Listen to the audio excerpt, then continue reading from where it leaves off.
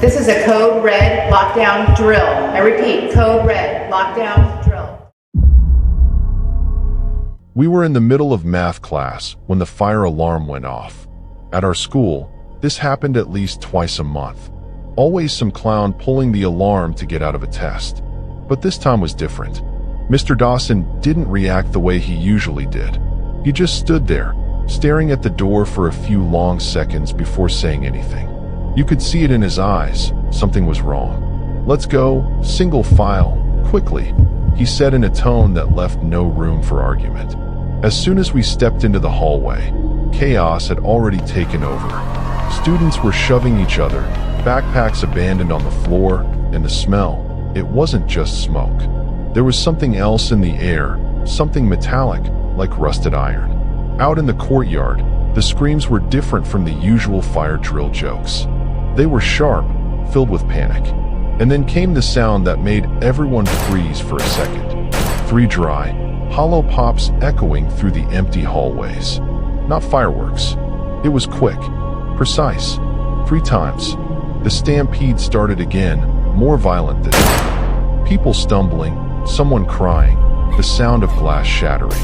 When we reached the emergency exit, a group of football players was slamming their elbows against the reinforced glass, already cracked from the impact. That's when I saw him. Between the parked cars, a man in a dark gray hoodie stood motionless. In his right hand, a camera recorded everything methodically. In his left, something heavy and metallic caught the sunlight, a gun. He wasn't running. He wasn't panicked. He was just watching, like a hunter studying his prey. The school intercom roared to life, making everyone jump. Immediate lockdown. Armed suspect on the South Campus. All teachers, follow security protocol now. Principal Chambers' voice broke between words. We locked ourselves in the science lab. Outside, more gunshots. Then, sirens. So many sirens. For hours later, when the police finally let us go, the parking lot looked like a crime scene from a movie. Cop cars everywhere, SWAT officers with rifles, and that heavy silence that only comes after terror. Near the east fence, they found the abandoned backpack. When the detectives opened it, they found a school map with red circles around every exit, a list of names, all football players, and a handwritten note. "You will remember my name." The security cameras showed that he had been inside the school since 6:30 a.m., walking through the empty hallways, sitting on the vacant bleachers in the gym, waiting.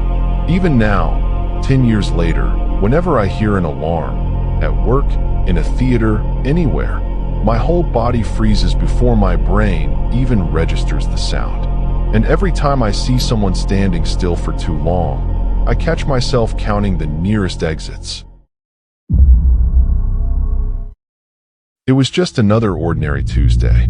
I woke up late, ran to catch the bus, and arrived at school with that half-asleep look of someone who spent the night on TikTok and the lingering dread of Monday. In class, the teacher was talking about the French Revolution while I absent-mindedly watched the new kid in the back, always alone at recess, meticulously cutting his food into perfect little squares. Someone behind me chuckled at a joke. Everything was completely normal. At lunch, I sat with Sarah like always. She was telling me, for the 3rd time, about the guy she hooked up with over the weekend. I just nodded, distracted, chewing on that rubbery cafeteria pizza. The noise was the same as ever. Laughter too loud, trays clattering, the constant hum of teenage voices. Until we heard it. A dry, sharp crack. Someone must have popped a balloon, I thought. Or maybe a chair fell over. Closer this time. The entire cafeteria seemed to hold its breath for a second. At the next table, a football player froze, his fork suspended midair. Sarah stopped mid-sentence, eyes wide. Then, the cafeteria doors burst open. It took my brain a second to register that it was Principal Sanders standing there, face pale as a sheet, eyes blown wide with panic. Lockdown. Now, she didn't have to say it twice. Chaos was instant. Tables flipping, chairs screeching against the floor, someone screaming, "OH my God," in a tone I'll never forget. I dropped to the ground next to Sarah, the cold linoleum pressing against my skin. Someone nearby was crying softly, whispering, "Please, please, please," like a prayer. My hands were shaking so badly I could barely type. 3 words to my mom: "Love you. Help." Footsteps thundered down the hallway. Stopped, right outside the door. I could swear I heard the doorknob creak slightly. Sarah gripped my wrist, so hard it left bruises. "Close your eyes," she whispered. But I couldn't. I just stared at that door, imagining what would come next. When the police arrived, it was with crashes and shouting. Hands on your head. In a line. The first officer through the door didn't even look real. Body armor. Rifle at the ready. We stood up like zombies, some students still sobbing, others locked in silent shock. The hallway I knew so well was unrecognizable. Shattered windows, abandoned backpacks, a single shoe in the middle of the floor. The smell of gunpowder mixed with the artificial scent of disinfectant, creating a nauseating stench that clung to my throat. We walked past classrooms with busted doors, notebooks scattered like someone had fled in a hurry. They said the intruder escaped through the parking lot. No one was seriously hurt. The news called it an isolated incident. 3 weeks later, I went back to the cafeteria. The pizza still tasted like rubber. Sarah still told her stories. But now, when a tray crashes to the floor, everyone stops. For a second, the silence returns. And in the glances exchanged, we all ask the same question without speaking a word. What if it happens again? The worst part wasn't that day itself. It's every Tuesday that came after. And the question that won't leave my head: when does a normal day stop being normal? It was October 2023, and I was in my senior year of high school in a small town in the Midwest. The morning started like any other, except for the fact that my friend Jake had gone to the bathroom just before the alarm went off and never came back. Then, the intercom crackled to life, that dry, static sound that always preceded announcements. But this time, the principal's voice wasn't firm like usual. It was shaking. "Attention, students and staff." A pause.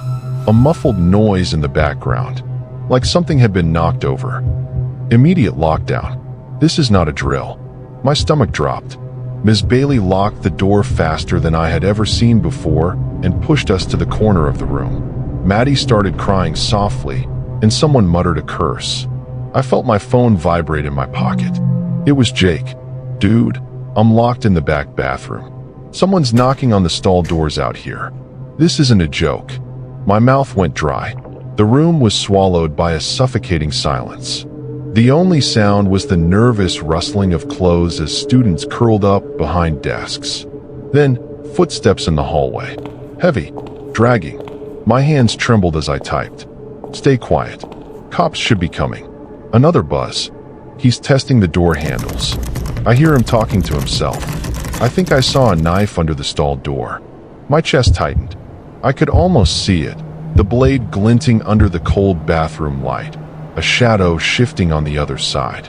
The intercom crackled again, but this time there were no words, just static. Then silence, and then a crash, a door being kicked in. Close. My screen lit up with another message. "He's coming into the bathroom. Oh God, he knows I'm here." My vision blurred for a second. I forced myself to swallow before I typed. "Jake, lock the stall and stand on the toilet. Do not make a sound." Outside, the footsteps stopped. Something scraped against the floor. Each second dragged like a razor's edge. My heart pounded against my ribs. Then, a sharp, dry noise. Shattering glass. Then, screams. The police arrived. The warning shots made the walls shake. The intercom crackled once more. All clear. Only then did my phone vibrate one last time. He smashed the bathroom mirror before running. There's blood everywhere. I've never been this scared in my life. Later, we found out the truth. The man wasn't a former student. He was a mentally unstable criminal on the run after a botched robbery 2 blocks away.